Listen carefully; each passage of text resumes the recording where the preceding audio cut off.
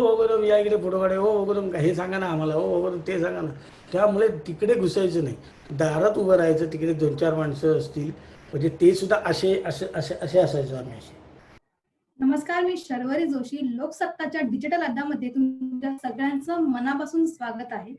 आज माझ्यासोबत अशी एक व्यक्ती आहे जिने विनोदाच्या जोरावर प्रेक्षकांना अविरतपणे हसवलं. कधी भाऊतुल्ला खान होऊन तर कधी शांताबाई होऊन, पण प्रेक्षकांच्या चेहऱ्यावरती हसू कायम ठेवलं. तर आज माझ्यासोबत आहे अभिनेता भाऊ कदम. भाऊ, लोकसत्ताच्या डिजिटल अड्डामध्ये तुमचं मनापासून स्वागत आहे. नमस्कार नमस्कार. भाऊ, आपल्या या मुलाखतीमध्ये आपले वाचक, आपले प्रेक्षक सुद्धा सहभागी होऊ शकणार आहेत. हो.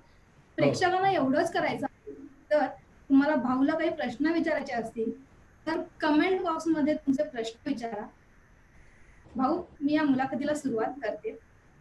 चला हवा येऊ द्या, अनेक चित्रपट, नाटक, मालिका, बऱ्याच ठिकाणी तू काम केलं आहेस. तुझा वावर खूप छान आहे, प्रेक्षकांना तो आवडतो सुद्धा. तर नेमकं कला विश्वामध्ये तुझं पदार्पण कसं झालं? मी एकांकिकेपासून सुरुवात केली. जसं मी वडाळ्यामध्ये राहत होतो, त्यामुळे तिकडे कामगार वसाहत होती आणि तिकडे कार्यक्रम व्हायचे, एकांकिका स्पर्धा व्हायची, नाटकं व्हायचे, मोठी नाटकं, छोटी स्पर्धेची नाटकं. त्यामुळे ते करत आलो आणि हळूहळू करता करता मग व्यावसायिक नाटक करायला लागलो. मग मग सुरूच झालं ते. त्यानंतर मग मालिका एकीकडे चालू होती, एकीकडे शूटिंगही चालू होतं आणि नाटकही चालू होतं माझं. तू आता म्हणालास की तू नाटकांमधून सुरुवात केलीस, हां. तर पहिलं नाटक कुठलं होतं? पहिलं माझं नाटक होतं एवढंच ना नावाचं, व्यावसायिक जे आलं होतं ते. विजय निकम यांनी दिग्दर्शित केलं होतं. ते पहिलं नाटक माझं. आता कला विश्वामध्ये भाऊ कदम ह्या नावाचा दबदबा झालाय. प्रेक्षक सुद्धा भाऊ कदम ह्या नावानेच ओळखतात. ओळखतात. तर भालचंद्र कदमचा भाऊ कदम म्हणजे लोकांना आता भालचंद्र कदम पटकन नाही कळत, पण भाऊ कदम म्हटलं की लोकांना लगेच क्लिक होतं. तर हे नाव हो. कसं काय बदललं? काय की लहान असताना आई मला भाऊ म्हणायची. बहीण होती तिला ताई. असं नाव, भाऊ कुठे गेला तर ताई कुठे गेली. तर ते भाऊ हे नाव असं पसरलं की ओळख करून देताना अरे भाऊ आला का बघ भाऊ. असं करता करता जेव्हा मी व्यावसायिक नाटक करायला लागलो तेव्हा सुद्धा हेच नाव माझं हे झालं की भाऊ कदम त्याला घ्या. तर कोण भाऊ कदम, तर हा, तर मला ते भाऊ कदमच म्हणायला लागले. आणि नंतर झीवाल्याने सुरुवातीला केलं होतं भालचंद्र कदम, पण नंतर नंतर भाऊ कदमच झालं नाव, ते कायमचंच झालं आता. माझ्या बरोबरच माझे काही सहकारी आहेत, लोकसत्ताचे सहकारी आहेत. त्यांना सुद्धा तुला प्रश्न विचारायचे आहेत, त्यांचीही खूप उत्सुकता आहे. तर मी माझ्या सहकाऱ्यांकडे वळते. माझी सहकारी स्वाती, हिला काही प्रश्न विचारायचे आहेत, तर आपण तिच्याकडे वळूयात. स्वाती, काय विचारशील, काय म्हणतेस? स्वाती. नमस्कार भाऊ. हा, नमस्कार नमस्कार. माझा प्रश्न असा आहे की भाऊ, खऱ्या आयुष्यात खूप शांत आहेस, खूप मितभाषी आहेस, कमी बोलतोस तू. पण जेव्हा प्रेक्षकांसमोर तुला बोलायचं असतं, इतक्या हजारोवर तुला सादर करायचं असतं, तेव्हा कुठे दडपण येतं का? आणि जर ते दडपण येत असेल तर तू कसा घालवतोस? खरं तर दडपण येतं, नाही असं नाही. कारण ते मी घरी शांतच असतो, बाहेरसुद्धा तसा शांत. कारण काय होतं, आपण विनोदी कलाकार म्हटल्यावर सगळेजण मग जरा जोक करा, जरा काहीतरी असं हसवा ना आम्हाला, असं वेगळे डिमांड करत असतात. तर खरा तर ते काम माझं आहे, ते स्टेजवर मी करतो. पण बाहेर आल्यावर अगदी शांत असतो आणि मग त्या अपेक्षा मी त्यांच्या पूर्ण करत नाही तशा कुठेही. कारण मी सुद्धा कलाकार आहे आणि त्यावेळेचं महत्त्व त्यावेळेला द्यायला पाहिजे. इतर वेळी माणूस म्हणून मी नॉर्मल एक राहत असतो. आणि मग असं होतं की जेव्हा स्टेजवर जातो तेव्हा जर कॉमेडी म्हणजे ज्या पद्धतीचं कॅरेक्टर मला दिलं आहे ते कसं करता येईल याचं दडपण असतं मला. मला विनोदाचं असं की याच्यातून ओढून ताणून काढायचं आहे असं काही नसतं. उलट सांगितलं तर त्याचं दडपण येतं मला, जे मला मला करायचं नाही आहे आणि ते करायला लावणं. ते जर झालं तर खूप दडपण येतं खरं तर. भाऊ, माझा पुढचा प्रश्न असा आहे की तू अनेक स्त्री पात्र साकारली आहेस. आणि शांताबाई तर हे तुझं पात्र खास गाजलंय. पण हे स्त्री पात्र साकारताना साडी वगैरे नेसून वावरताना एक भीती पण असते की आपल्या भूमिकेतून किंवा आपल्या अभिनयातून कुठे हिडीसपणा किंवा बीभत्सपणा लोकांना जाणवू नये. म्हणजे बरं. डायलॉग मधनं नाही, पण कदाचित देहबोलीतून ते कधी कधी होण्याची बरं. भीती फार असते. ते होऊ हं. नये यासाठी काय काळजी घेतोस? नाही, याचं सगळं आमचं श्रेय म्हणजे एक तर लेखक आमचे निलेश सावळे, त्याच्यानंतर आमची सगळी कॉस्ट्युम टीम आणि झी मराठी. म्हणजे हे आम्ही टाळतोच. जे नको आहे, जे बरोबर नाही, लोकांना आवडणार नाही, पटणार नाही, अशा गोष्टी करतच नाही किंवा ते डायलॉग्स घेतच नाही आम्ही. कारण त्याचे रिप्लाय भरपूर येतात ऑडियन्सकडून. कारण जेवढा वर्ग आहे बघणारा झी मराठी, तो सगळ्याच्या सगळं रिॲक्ट होतो त्यांच्या पत्राद्वारे झीला. त्यामुळे आम्हाला कळत असतं की काय चांगलं आहे, काय नाही. तर आम्ही शक्यतो टाळतो ते आणि ते खूप चांगल्या पद्धतीने सादर करण्याचा प्रयत्न करत असतो. भाऊ, माझे अजून एक दुसरे सहकारी आहेत, पवन देशपांडे. तर हं. त्यांनाही काही प्रश्न विचारायचे आहेत. पवन सर, प्लीज. भाऊ नमस्कार. हो, तुम्ही नमस्कार. अनेक चित्रपटांमध्ये काम केलंय, विनोदी अनेक अनेक विनोदी भूमिका गाजवल्या आहेत. हं. विनोदी गाण्यांमधून सुद्धा विनोद गाजवलेला आहे तुम्ही. आणि अ, विनोदामध्ये अशोक मामा म्हणजे अशोक सराफ हे हे बादशाह होते. तसे तुम्ही आता पुढे आलेले आहात. त्यांच्यासोबत तुम्ही अलटून पालटून हा चित्रपट केला. तो तुम्हाला त्या चित्रपटाचा म्हणजे एकूण कसा अनुभव आला त्यांच्यासोबत काम करताना?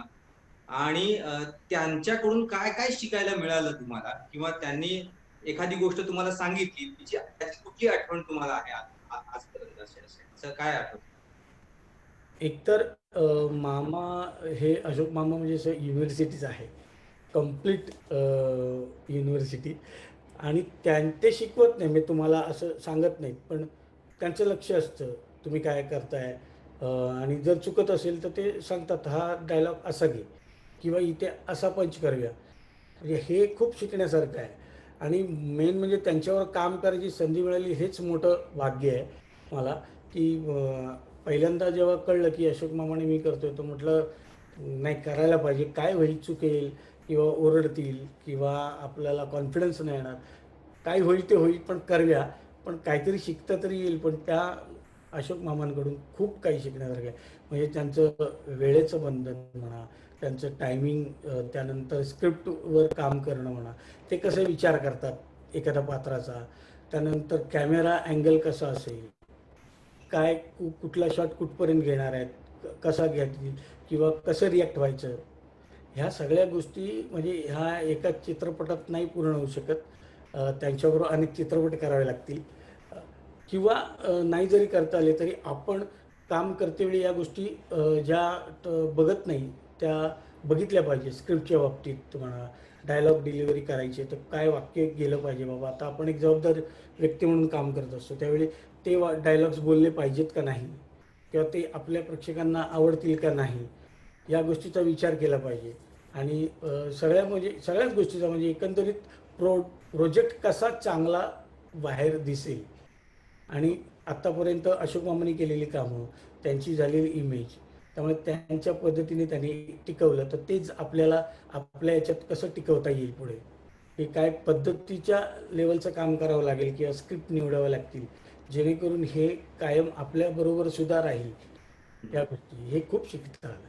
पण एकूण जेव्हा विनोद क्रिएट करता तुम्ही, तेव्हा तुमच्या डोक्यात काय असं पंच क्रिएट करायचा म्हणजे व्याख्या त्याच्या अशा काही ठरलेल्या आहेत का? की असं दिलं तर तसं हो, हं, हं. तसा पंच येईल किंवा मग आणि याला जोडून असा प्रश्न आहे की एखादा पंच जर चुकीचा गेला तर बॅकफायर होते. मग त्यावेळेस काय त्याविषयी काय सांगाल? ते काय होतं की आम्ही आधी स्क्रिप्ट जेव्हा लिहिली जाते आणि आमच्यासमोर येते, तेव्हा त्याच्यात ऑलरेडी काही पंचेस असतात. पण त्याच्या व्यतिरिक्त अजून काही सुचलं त्याच्यावरती, तर तो आम्ही अ, खूप प्रयत्न करतो की हा कसा बाहेर येईल. एखादा पंच सांगितला की अरे हा बरोबर आहे, पण तो बसला पाहिजे त्या जागी, त्या परिस्थितीला, त्या स्क्रिप्टला. तर तो विचार करतो आणि मग तो मला नाही घेता येणार हा, कारण हा मी नाही बोलू शकत माझं कॅरेक्टर, ते त्याला जात नाही त्या पंचला, हे तू घेऊ शकतो किंवा ते श्रेया असेल तर श्रेया घेऊ शकते. मग आम्ही हे ठरवतो की हे कोणाच्या तोंडी बरं वाटेल याचा विचार करतो आणि मग तो पंच तिकडे दिला जातो की तो त्याच्या तोंडून छान वाटेल, किंवा इनोसंट असेल काही पंच तो माझ्या तोंडून छान वाटेल. ह्या सगळ्या गोष्टीचा आम्ही विचार करतो आणि एकमेकांचे पंचेस म्हणजे मला सुचलं, कुशलला सुचलं, भारतला, सागरला, श्रेयाला, कोणालाही सुचलं तर ते विनोद त्यांचे स्वतःपुरते ठेवत नाही, तो पंच तो दुसऱ्यालाही देतात. ही जी गोष्ट आहे ना की पंच एकमेकांचे दुसऱ्याला देणं, म्हणून आमचं टीमवर्क चांगलं आहे आणि आतापर्यंत हा विनोद चांगला होतो आणि लोकांना आवडतो तो. आणि त्याचे श्रेय फक्त एकटाच माणूस घेत नाही किंवा मला हा सुचला, मी सुचवला, असं काही नसतं. सगळ्यांचं टीमवर्क असतं. आणि कधी कधी फसगत अशी होती की अचानक आलेला पंच, की अरे हे ठरलं नव्हतं आणि हे अचानक आलं, तर त्यावेळी एकतर पटकन बोलतो आम्ही, रिॲक्ट होतो, पण तो स्क्रिप्टमध्ये नसल्यामुळे साबळे तो एडिट करतो. कारण तो तिथे तेवढ्यापुरता लाफ्टर येतो, पण तो कनेक्ट स्क्रिप्टला नाही आहे.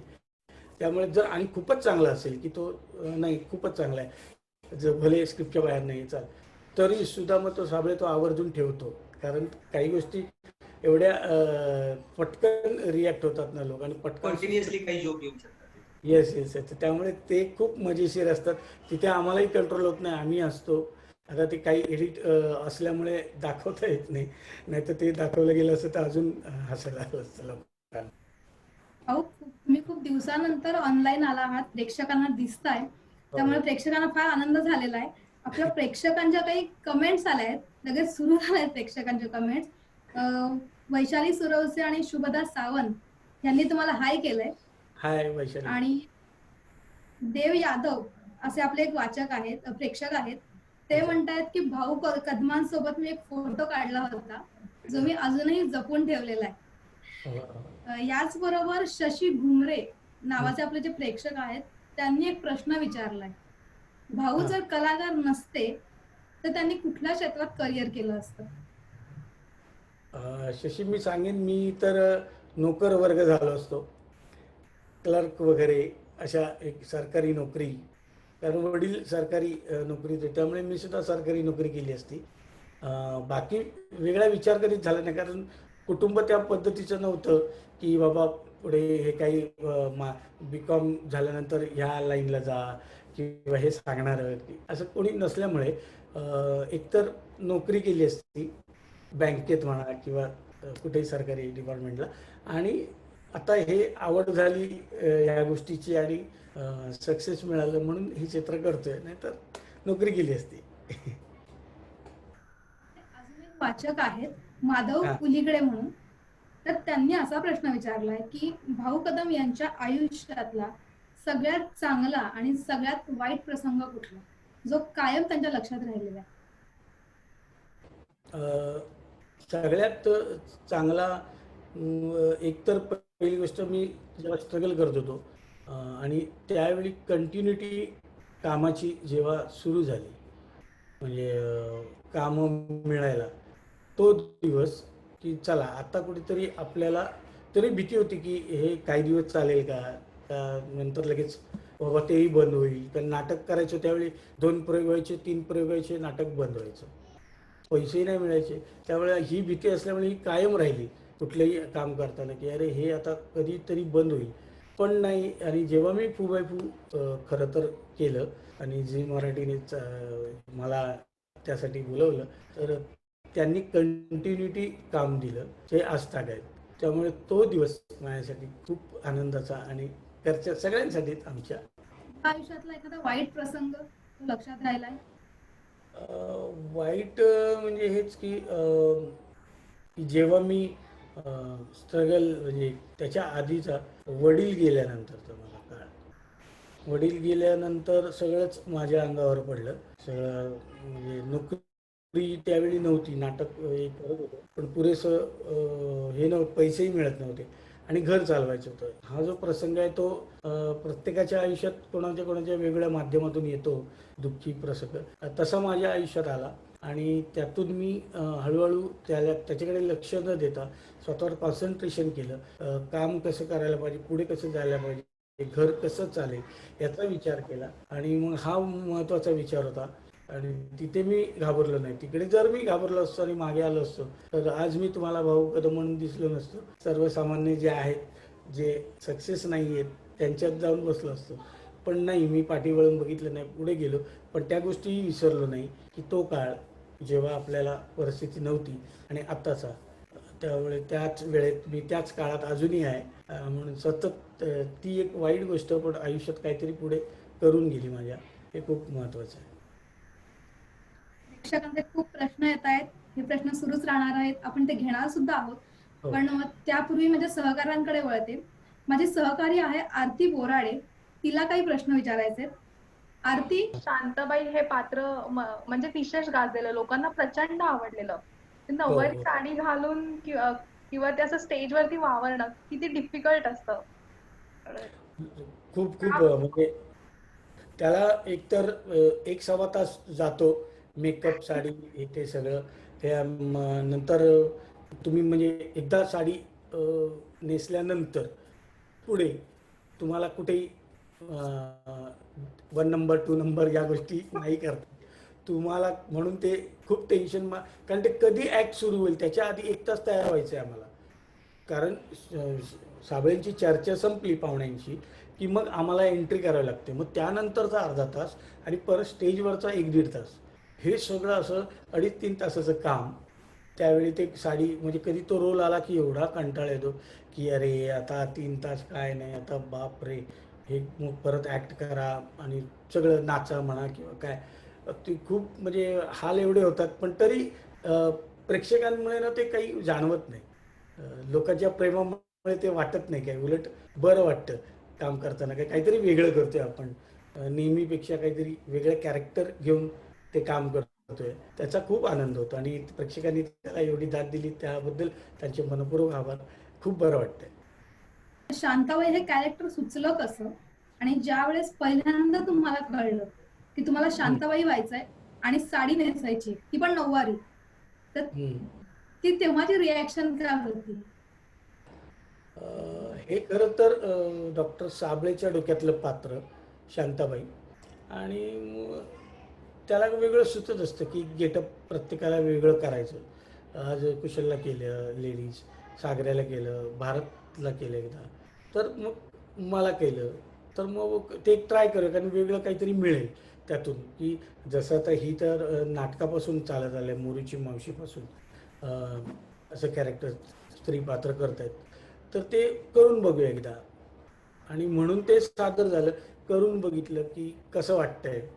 पण हे सगळं श्रेय खरं तर आमचं एकतर साबळेला तर आहेच, प्लस मेकअप जे आमचे करतात, जे सगळे पुरुष आहेत, बाई मेकअप नाही करत आम्हाला, पुरुष करतात.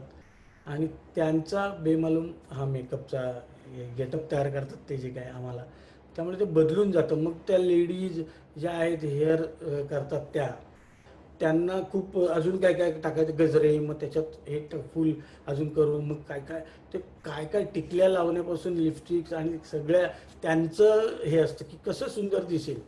यासाठी जे प्रयत्न ती टीम घेते ना, मेकअप आमची टीम आहे, त्याला हॅट्स ऑफ आहे. आणि जी आमची सगळी पात्रं अशी दिसतात ते त्यांच्यामुळे दिसतात. त्यामुळे त्यांचे श्रेय आहे ते खरं तर. त्या मूर्तीला काय रूप द्यायचं ते रूप देतात आणि खूप बेमालूम आणि खूप मजा येते. आणि त्यांचा आम्ही उल्लेखसुद्धा करतो की छान झालं आहे आणि त्यांनाही बरं वाटतं. हो. तर भाऊ, माझा एक दुसरा सहकारी आहे जयदीप दाभोळकर म्हणून. त्याचा काही प्रश्न आहे. जयदीप, तुम्ही विनोदी कलाकार आहात, कधी याचा त्रास होतो तुम्हाला की दुसरे काम मिळताना? नाही, याचा कधी त्रास नाही होत. उलट विनोदी असल्यामुळे फार पूर्वीपासूनच मी ते कॅरेक्टर विनोदीच करत आलो आहे, कॅरेक्टर जी काय केली, तर त्यामुळे ते बरं वाटतं. कारण लोकांना हसवणं ते त्याच्यासारखं सुख नाही दुसरं, की त्याच्यात आपण आणि प्लस आपली दुःख विसरून आपण त्या कॅरेक्टरमध्ये काम करतोय विनोदी. त्यामुळे आपल्यालाही रिलॅक्स आहे, लोकांनाही रिलॅक्स करता येतं.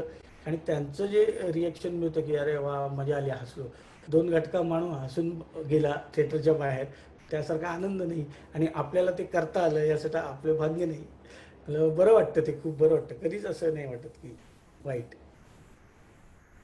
जयदीपच्या प्रश्नाला जोडूनच माझा एक प्रश्न होता की जेव्हा तू कला विश्वामध्ये आलास तेव्हा अभिनेता म्हणून पदार्पण केलं, हम्म. पण आता विनोदवीर म्हणूनच तुझ्या नावापुढे लागलं जातं. हो. तर ती खंत कधी वाटत नाही का की विनोदवीराच्या ऐवजी मला अभिनेता म्हणून लोकांनी ओळखलं असतं तर जास्त चांगलं झालं असतं? नाही, आता खरं तर विनोदी तुम्ही जर लोकांसमोर आलात सुरुवातीपासून तर ते तुम्हाला विनोदवीरच समजणार. तुम्ही ज्या पद्धतीने त्यांच्यासमोर जाल, आता जर सिरियस काही करायचं असेल, मी काही चित्रपट केलेत, काही पूर्वीची नाटकं काही त्यात सिरियस काम केलं, ते जर जास्त जेवढं बघितलं असतं लोकांनी तर ते बोलले असते की नाही हा विनोदी असं नाही, सगळंच काम करतो. म्हणजे ॲक्टर असल्यामुळे. कारण आमच्याकडे जे काही सेलिब्रिटी आलेत म्हणजे बॉलिवूडची जेवढी मंडळी, तर त्यांनी जेव्हा जेव्हा आम्हाला बघितलं तेव्हा सगळे म्हणाले की तुम्ही कॉमेडियन नाही आहात, तुम्ही ॲक्टर आहात म्हणूनही करू शकता. कारण कॉमेडीत फक्त कॉमेडी होते असं न करता ॲक्टिंगसुद्धा आम्ही ही करतो. तर त्याच्यामुळे त्यांनी आम्हाला दिलेली एक पावती की तुम्ही कॉमेडियन नाही, ॲक्टर आहात. पण लोकांना ते माहीत नसतं. ते विनोदी करतो म्हणजे विनोदीच म्हणणार, तुम्हाला विनोदवीरच म्हणणार. तर ते आता वेगवेगळे कामं करताना जसं समोर जाईन तर ते म्हणतील जेव्हा पटेल, कारण त्यावेळी एवढ्या लोकांनी ती कामं बघितली नव्हती माझी. आत्ता ही फक्त विनोदाचीच कामं बघतात म्हणून ते तसं म्हणत असतील. पण जेव्हा काम तसं येईल समोर तेव्हा मी ते करेन आणि तेव्हा मग म्हणतील बघू. राकेश कामत यांनी प्रश्न हा. विचारलाय, तुमच्यावर बरेच विनोद होतात, त्याला तुम्ही कसं सामोरं जाता? म्हणजे नाही, काय होतं या- का प्रेक्षक जे आहेत ना त्यांचं कधी कधी रिॲक्शन येतं मला माझ्यापेक्षा.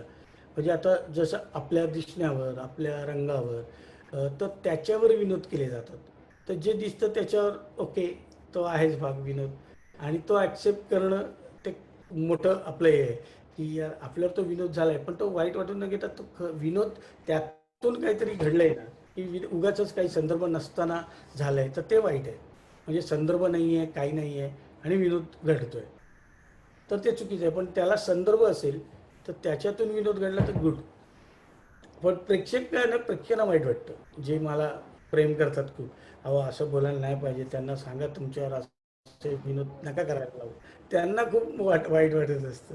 पण मला नाही सहसा. पण त्याच्या म्हणजे काय म्हणतो, त्या स्क्रिप्टच्या व्यतिरिक्त जर विनोद वैयक्तिक केला तर ते वाईट वाटतं एवढं. पण तो होत नाही आमच्याकडे कधी.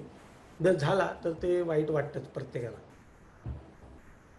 अनेकांना असं वाटतं की कला विश्वामध्ये यायचं असेल तर रंगरूपाला खूप महत्व असतं, आणि त्यावरून खूप नवोदित जे काही कलाकार आहेत जे कला विश्वामध्ये यायचा विचार करतायत तर त्यांच्यामधून न्यूनगंड असतो. तर अशा नवोदित कलाकारांसाठी तू काय सांगशील? खरं तर न्यूनगंड हा मला सुद्धा होता सुरुवातीला. म्हणजे मलाही भीती होती प्रचंड. पण त्यातून बाहेर मी कसं पडलो तर मी ते केलं, ते करून बघितलं. मला जे काम दिलं ते प्रामाणिक केलं, त्याच्यात विनोदी आहे ते विनोदी पद्धतीने केलं आणि तो कॉन्फिडन्स वाढवला माझ्याच सगळ्या मित्रांनी. त्याला मी काम करत असताना कधी हा माज केला नाही की मला येतं, मला माहिती आहे, तर कोण सांगत असेल तर मला तू शिकू नको, मला येतं, अशी कधीच भावना ठेवली नाही मी. सगळ्यांचं ऐकत गेलो. मग इवन आमच्या नाटकात बॅकस्टेजवाला असू दे, त्यांनी सांगितलेला पंचसुद्धा मी घ्यायचो की तो करेक्ट आहे, बसतो वा वा, तर असंच त्याला स्तुती करायचो सुद्धा आणि पंचसुद्धा घ्यायचो. पण सगळ्यांचं ऐका, जे पटेल ते करा, पण कॉन्फिडन्स वाढवतो कधी जेव्हा तुम्ही काम कराल तेव्हा. न्यूनगंड प्रत्येकाला असतो पण तो काढायचा असतो. तो मी काढला माझा. तसं तुम्ही सुद्धा तुमचा जाईल न्यूनगंड आणि तुम्ही सुद्धा छान काम कराल. माझ्यासारखे तुम्ही सुद्धा उद्या ॲक्टर मोठे व्हाल आणि तुम्हाला काम करायची संधी मिळो. आणि मी एवढंच सांगेन की ट्राय करा, नक्की यश मिळेल तुम्हाला. खरंच हा सल्ला खूप महत्वाचा आहे तरुणांसाठी, कारण खूप जणांना न्यूनगंड असतो, आत्मविश्वास कमी असतो. त्याच्यासाठी हा खरंच मोलाचा सल्ला आहे. माझी सहकारी आहे स्वाती, तिला एक प्रश्न विचारायचा आहे. स्वाती, हो, हा प्रश्न खरं तर माझा नाहीये, हा एका वाचकाचाच प्रश्न आहे. प्रतीक पाटील म्हणून आहे. त्याने तुम्हाला असं विचारलंय की डोनाल्ड ट्रम्प यांचं पात्र साकारताना तुम्ही तयारी कशी केली होती त्याविषयी थोडंसं सांगा, आणि जमलं तर थोडंसं जर करून दाखवलं तर.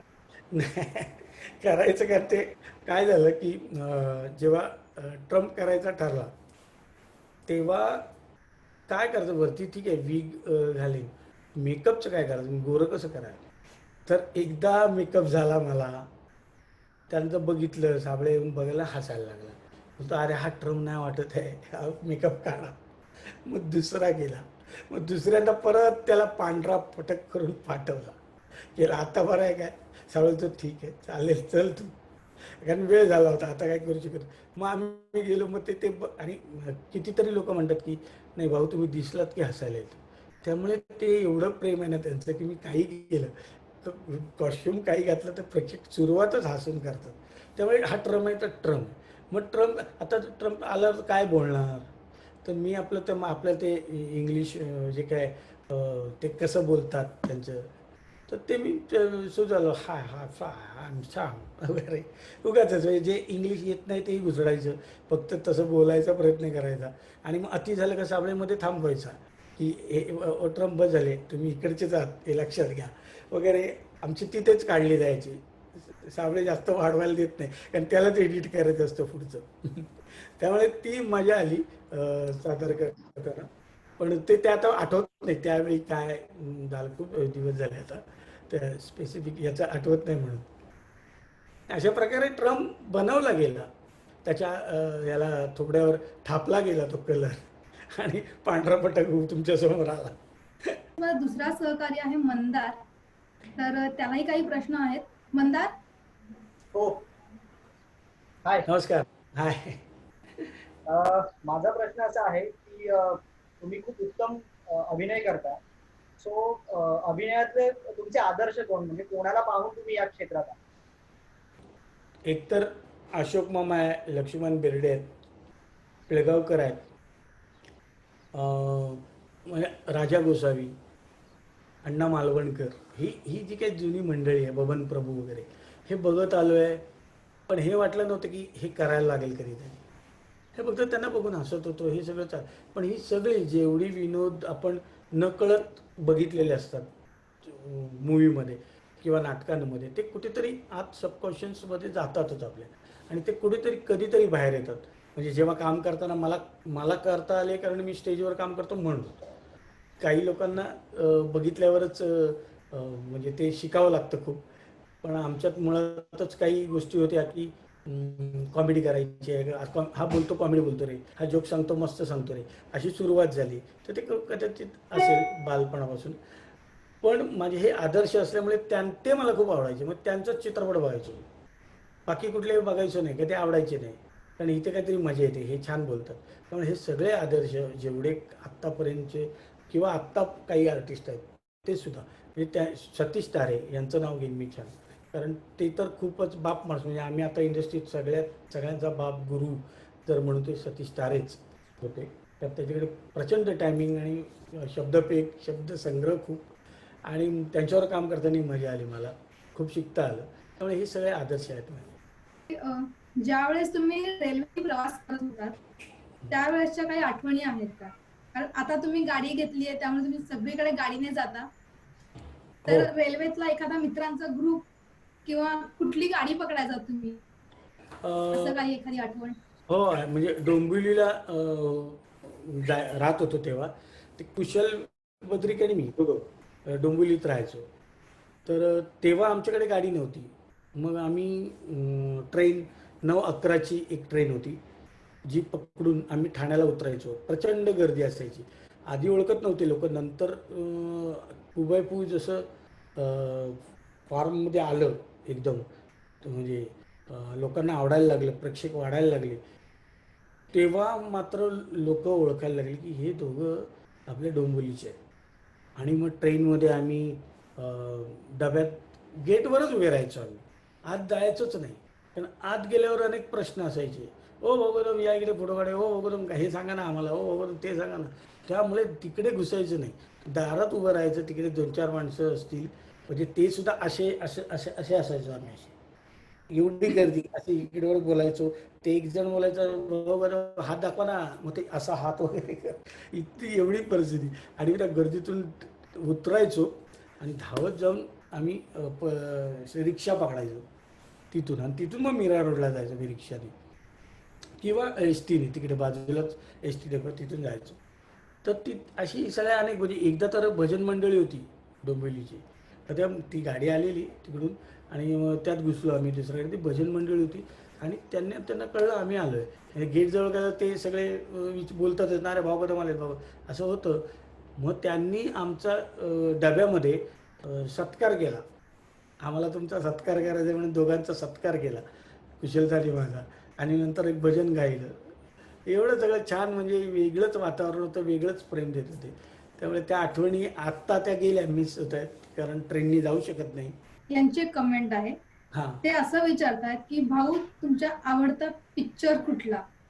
मराठी, हिंदी, कुठलाही? अरे असे खूप आहेत. मराठी, आता तसं मला आत्ताचं असं सांगता येणार नाही की मराठीमध्ये तर नटसम्राट आहे. नंतर सरकार म्हणून आलेला तो खूप आधीचा. आणि पिंजरा, हे खूप आता पटकन आठवत नाही. पण ही जी पिक्चर होती ती खूप साधी माणसं, ही मराठीतली माझी आवड. हिंदीत तर मला चलते चलते असेल. नंतर आत्ता वेब सिरीजला जेव्हा मी बादल नावाचा चित्रपट बघितला, नाही बदला बदला. नंतर वेब सिरीज पण पाहिल्या काही छान छान. तसं हिंदीत मोस्टली जुने चित्रपट सगळेच, म्हणजे जे चांगले आहेत ते मला आवडले. विनोदी त्यातल्या त्यात खूप आवडलेले चित्रपट आहेत. असं पर्टिक्युलर नाही सांगू शकत आता, पटकन आठवत नाही म्हणून. फावल्या वेळामध्ये नेमकं काय करतोयस आणि वेब सिरीज कुठली बघतोय, किंवा वेळ जावा यासाठी तू काय करतोयस? एकतर आता लॉकडाऊन असल्यामुळे घरीच आहे आणि मग जे करता येत नाही ते मला करायला मिळतं. म्हणजे मुलांबरोबर कॅरम खेळणं, ते खेळतोय. त्याच्यानंतर मी पुस्तकं वपूंचं दमम मिराजदार यांची पुस्तकं, अशा पु ल देशपांडे. कारण मला झी मराठीने वाढदिवसाच्या निमित्ताने 50 पुस्तकांचा एक संच दिला होता. तो आता माझ्या उपयोगी आला आहे, त्यामुळे तो पण वाचतोय. त्याच्यानंतर चित्रपट जे काय साऊथ इंडियन मूवी आहेत त्या बघतोय, की जे आपल्याकडे होत नाही. म्हणजे त्या प्रमाणात खर्च नाही होत, त्या प्रमाणात ॲक्शन वगैरे होत नाही. आणि हे लोक कसं काय ते छान करतात, किंवा एखादी स्टोरी काही नसताना ती कशी अजून त्याला हे करतात की दाखवतात. तर याच्यावर विचार चालला आहे की आता पिक्चर चित्रपट करतेवेळी समोरच्यानी काय बाबा पाहिजे, या गोष्टी ह्या केल्या तर फार मजा येईल. किंवा एखादं डिस्कस झालं चित्रपट करायचं की एखादा विषय, तर त्याच्यावर आम्ही डिस्कस करतो की हे का नाही होत, असं तिकडे होतं तर ह्या आपल्या चित्रपटात मराठीत का नाही होत, ते केलं का नाही जात, का आपल्याकडे तसे शॉट घेतले जात नाही. कोकण आहे तर कोकणात शूटिंग का होत नाही त्या प्रकारची.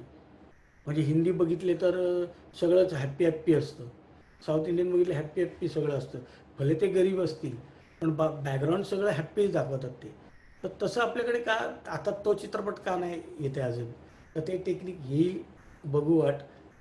हे पण बघायला मिळते त्या चित्र. वेब सिरीज बघितल्या मी हिंदीच्या काही ज्या चालू आहेत आता. मराठी बघितल्या 2-4 आहेत त्यात आवडलेल्या. पण मोस्टली मी चित्रपट जास्त बघतोय आता. मग ते डिटेक्टिव्ह असतील, सस्पेन्स थ्रिलर, ते मला आवडतं बघायला, ते बघतोय. किंवा आता एक मी मागे पिक्चर बघितला थप्पड, आता वेब सिरीज याला आलेला आहे, नेटफ्लिक्स का याला ॲमेझॉनला आलेला. तर तो पाहिला फॅमिली, सगळ्या आम्ही फॅमिलीबरोबर. तर असे जे काही आवडते चित्रपट ते सगळे आम्ही बघतोय फॅमिली. पवन देशपांडे जे माझे सहकारी आहेत त्यांचा एक प्रश्न आहे. पवन सर, तुमचा प्रश्न. भाऊ, विनोदी सतत सतत विनोदी करताना असा क्रिएट होतो ऍटमॉस्फिअर की हा विनोदी नट आहे. त्याच्या ऍक्टिंग कडे विनोदी या दृष्टीने बघितलं जातं. सो पुढच्या भूमिका मिळताना फक्त विनोद हा एक काहीतरी त्याचा कोच क्रिएट होतो का, त्याच्यामुळे त्याच्या पलीकडची भूमिका मिळताना काही अडचण होती? हां, म्हणजे आत्ता काय होतं की हे जे चित्रपट जे बनवले जातात ते कमर्शियल गोष्टी असतात त्याच्यात. तर त्या ह्याच्या माध्यमातून निर्माता काय विचार करतो की बाबा मला विनोदी पाहिजे. मग विनोद करणार कोण? ते कलाकार पाहिजे जे लोकांना आवडत आहेत, त्यांच्यावर मार्केट आहे, तर त्यांना घ्या.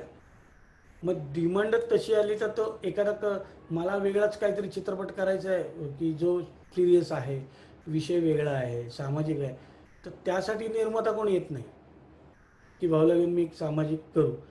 तोही करेन, पण तसं नाही. आता त्यांच्यातलं की दिसतोय तुम्ही विनोदी काम करणार, तर मला तीच ऑफर येते. तर त्याच आहे. शिवांसारखा एक चित्रपट वेगळा केला मी, त्याच्यात काही विनोदी नव्हती भूमिका केलेली, त्यामुळे तो एक वेगळा चित्रपट केला. प्रेक्षकांच्या प्रतिक्रिया घेते मी. त्यांच्या काही प्रश्न आहेत त्यांचे. सुशांत सावंत नावाचे आपले एक प्रेक्षक आहेत, ज्यांनी असा प्रश्न विचारलाय की बऱ्याचदा निलेश साबळे असं म्हणतो सेटवरती, चला हवा त्याच्या सेटवर म्हणतो की भाऊ डायलॉग विसरतो. तर भाऊ खरंच डायलॉग विसरतात की तो एक स्क्रिप्टचा भाग असतो?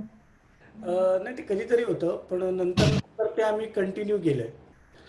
म्हणजे पाठ असेल तरी आम्ही एक तो विनोद म्हणून टाकतोच की भाऊ विसरला वाटतं, जा तुझे पाठ करून ये नंतर जा, असे ते त्या विनोदासाठी वापरलं जातं. आता ते असं कंटिन्यू नाही होत की विसरलाय, नाही तर मी पुढचं बोलूच शकलो नसतं, कारण स्किट झालंच नसतं. त्यामुळे तसं नाही, तर विनोदाचा भाग म्हणून सुद्धा वापरतो आम्ही. आणि कधी झालं तर आयतच भेटतो तावडीत, त्यामुळे तो एक विनोद होतो. दुसरे एक प्रेक्षक आहेत मयूर पत्रे नावाचे. त्यांचा असा प्रश्न आहे की सध्या लॉकडाऊन मध्ये चला हवा युद्धाच्या सेटला किती मिस करताय? आणि ऑनलाईनचा जमाना आहे, सगळे व्हिडिओ कॉलवरती बोलतात, आपणही व्हिडिओ कॉलवर संवाद साधतोय, तर चला हवा युद्धाची टीम व्हिडिओ कॉलवर बोलते का? नाही, सध्या म्हणजे आम्ही तसं फोनवरच बोलतोय. मी असेल, कुशल कधी फोन करतो, साबळे कधी करतो, सागर करतो, श्रेया असेल, भारत वगैरे, आम्ही सगळे असे फोनवरच बोलतोय, कारण व्हिडिओवर कधी आलो नाही बोलायला एकत्र.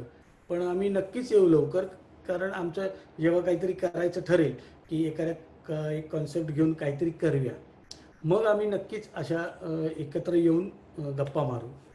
पण तोपर्यंत काय अडचण आली तर फोनवरच चालतं. आणि सेटवर तर खूप सेट मिस एवढा करतो आहोत.